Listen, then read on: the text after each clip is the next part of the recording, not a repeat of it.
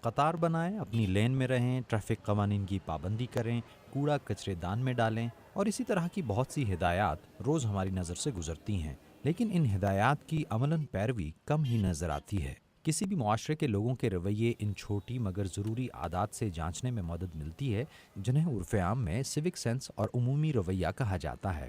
فی زمانہ گرد و پیش پر نظر ڈالیں تو لوگوں کو اس بات کا ادراک تو ہے کہ سماجی قواعد و ضوابط پر عمل کیا جانا چاہیے، لیکن بہت کم لوگ ایسا کرتے ہیں۔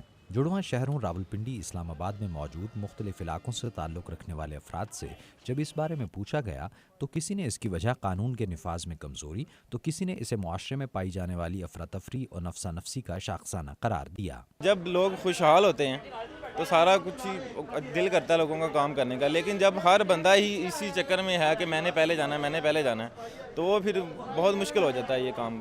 ہم جلد باز لوگ ہیں، صبر نہیں ہے، ہمیں تحمل نہیں ہے، ہمیں اللہ پہ پورا بھروسہ نہیں ہے۔ ہم کہتے ہیں کہ ہم ہی یہ سب کچھ کرنے والے ہیں، ہم نے اوورٹیک کر لیا تو ہم سمجھیں کہ ہم پنڈی سے گجران پہنچ گئے۔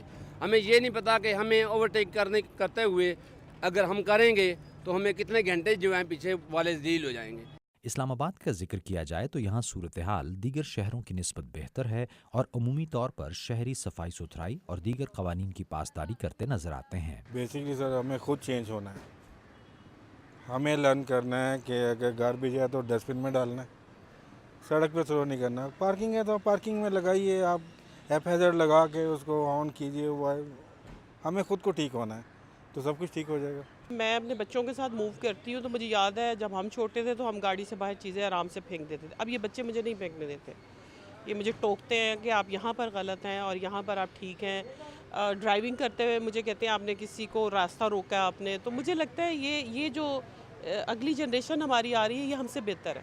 یہ بہت ہی بنیادی چیزیں جو کسی کے اخلاق اور اس کے رویے کی عکاس بھی ہوتی ہیں۔ ماہرین کا کہنا ہے کہ تعلیم کے ساتھ ساتھ تربیت اور اس کا عملی مظاہرہ کسی بھی معاشرے کے مستقبل یعنی اس کے بچوں کو ایک ذمہ دار اور ایک اچھا شہری بننے میں مددگار ثابت ہو سکتے ہیں۔ ناصر محمود، وائس آف امریکہ، اسلام آباد۔